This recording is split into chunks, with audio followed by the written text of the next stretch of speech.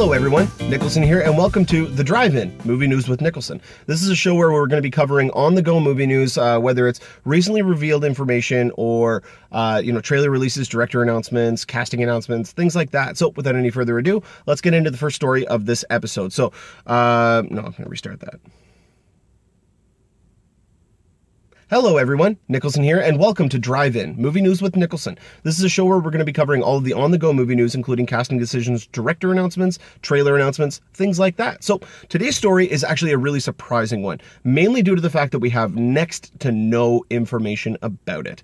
So it was announced, I believe either last night or early this morning, Christopher Nolan's next film, scheduled to be released by Warner Brothers, surprisingly, was going to be released on July 21st, I believe it's July 21st, 2017. Outside of that, we have no idea what it's going to be. Now, we can kind of speculate from a couple of things. One, it's a July release date, an end of July release date, with Christopher Nolan's name attached to it. That likely means it's going to be a big spectacle film. Now, before I get into anything else, I gotta call out Collider on this because I really felt that this was a very poorly written article. Not necessarily how it was actually worded, but just the content that they included in it, where they were talking about Christopher Nolan's next film. And they spent about 2/3 of the entire article talking about how it's likely going to be another Batman film, or how cool it would be if it was another Batman film. And this to me is a little bit upsetting, only because Collider is one of the largest sites out there for movie news. I mean, it's obviously not a trade, but out of the, I guess you'd call them fan sites, although I don't want to use that word because it's not correct. They have one of the best reputations. They are very reliable when it comes to a lot of their news. Their writers are very intelligent and put everything in very, very well-worded articles. I have my problems with Matt Goldberg every once in a while because the guy seems to have a proverbial stick shoved all the way up his ass, but because he hates everything. It's like Devin Faraci. I don't understand why you guys get into this business if you hate everything. But this article went on to talk about how, maybe he's taking over the reins of the new Batman film because Ben Affleck's not able to direct it because of his other film that's now been pushed back and all this other stuff. And it was going all over the place. And to me, it's a little upsetting because Christopher Nolan has gone on record to say, first off, the reason that Superman and Aquaman and all these other characters did not show up in the Dark Knight trilogy is because Christopher Nolan specifically did not want any magic or mysticism to be included in those films.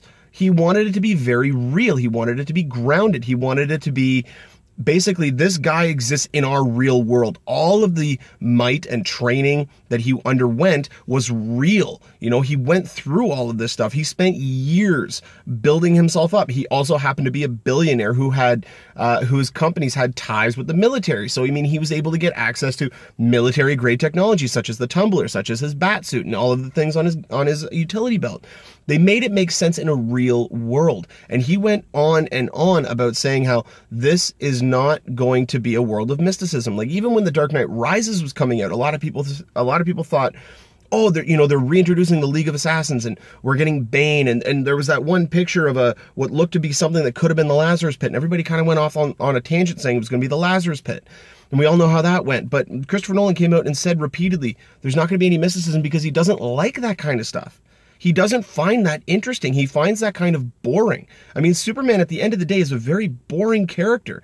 So looking at somebody like Batman, he's already done what he wanted to do with that character. He did 3 whole movies. He did his whole arc that he wanted to do. And yet Collider's coming out and saying, oh, well, maybe it's going to be the next Batman movie. And no, that to me, if it had been in the article or if it had been in the title, I would have been so much more upset because that would have just been clickbait.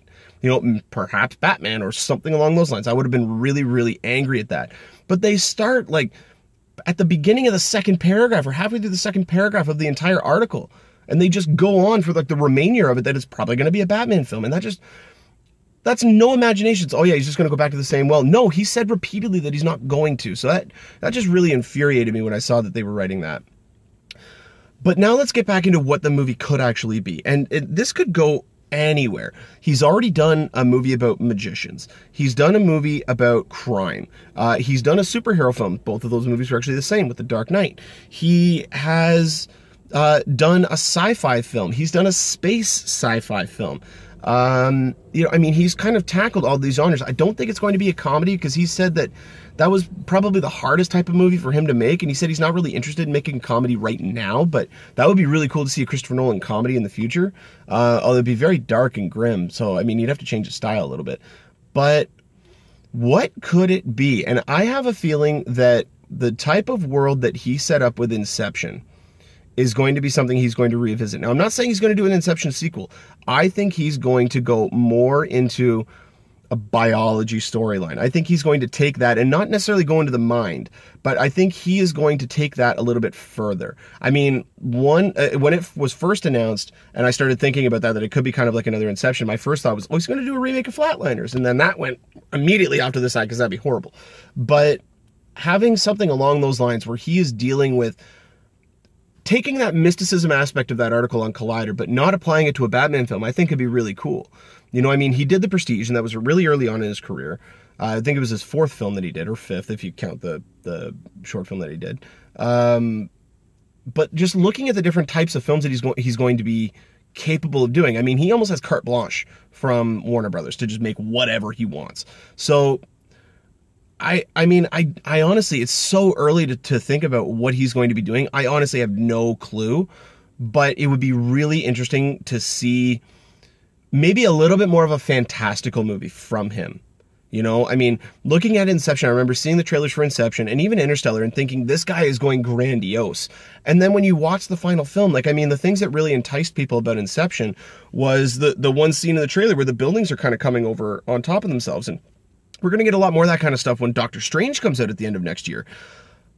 But there was hardly any of that stuff in Inception. It was a lot of still real world stuff. Even though it was in a dream, a lot of it was still real world. I mean, you had the one scene in the hallway when it was rotating, and you had the I was just talking about it. You had the buildings bending over. But there really wasn't anything else that was spectacular in that movie that wouldn't have been in any other action film. I mean, the whole ending sequence in that movie where they were on the snow, the mountainside and stuff like that, that was his ode to Bond. And, oh, no, they wouldn't. No, he wouldn't be doing another Bond. It wouldn't be the next Bond film. That's too soon. That's too soon.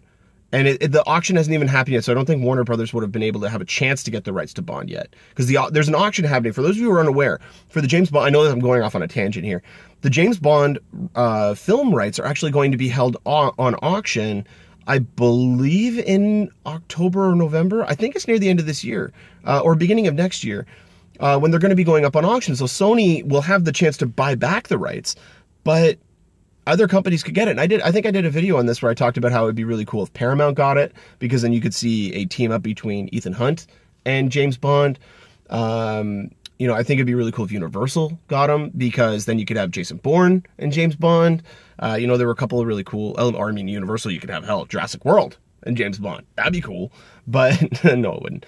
But yeah, no, I mean, you know, Christopher Nolan's talked ad nauseum about how he loves Bond and how he'd want to do a Bond film. I don't know if the timelines match up, and it's Warner Brothers, obviously, so this is going to be a separate film altogether, but that'd be a really cool, interesting thing to see.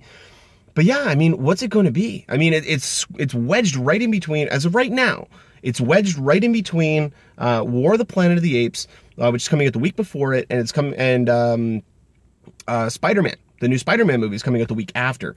So, I mean, War of the Planet of the Apes might move again. They've already moved that date once. They might move it again. Nolan's film was just announced. I don't know if they're going to move that. And then you have Spider-Man, which they just moved their whole slate to get that date. So I don't know if they're moving that one either. This could be a really crammed summer in 2017. But yeah, I mean, what could that movie be? What could it be? I do have a feeling it's going to be more of a mysticism film. I think it's going to deal with a lot of stuff that is not currently explainable, but they're going to try to work it in a way that you can try to explain it. Kind of like, what I mean by that is kind of like Prometheus. Prometheus took a lot of stuff that we can't necessarily explain, and they tried to give, I mean, I'm not talking about the engineers section, where they were the ones who seeded Earth and stuff. I'm talking about all the other stuff, the scientific stuff about the film, where they kind of went out on a limb and were it was jargon, but they were creating it on the fly, kind of. Like, that's how it almost felt. But when you're watching it, you're like, this makes sense. Like, this could actually be plausible. And so I wonder if he's going to get into a film like that. I know I'm just kind of spitfiring now and I'm spiraling all over the place, but this is just such a really cool aspect to think about. What type of movie could he be doing next? It's a really intriguing premise, or prospect, I should say. But let me know what you guys think in the comment section below. Do you think that this is going to be a really weird, abstract type of movie? Do you think it's going to be a smaller scale film? The end of July release date leads me to believe that it's going to be a much bigger film, but we still don't know yet. It could be anything. But let me know what you guys think it might be in the comment section below. I'd really love to hear your theories on this. My name is Nicholson, or Sean Nicholson. You can find me on Twitter and Instagram at Nicholson, Niklsun. You can follow me on Facebook and at Facebook at Movie News with Nicholson. And you can also, if you guys ever have any questions or topics you'd like to have talked about on the show, email me at Movie News with Nicholson, Niklsun at gmail.com. Try to get to as many as I can when they come in. So yeah, without any further ado, you guys have been great, and enjoy the rest of your day. Take care.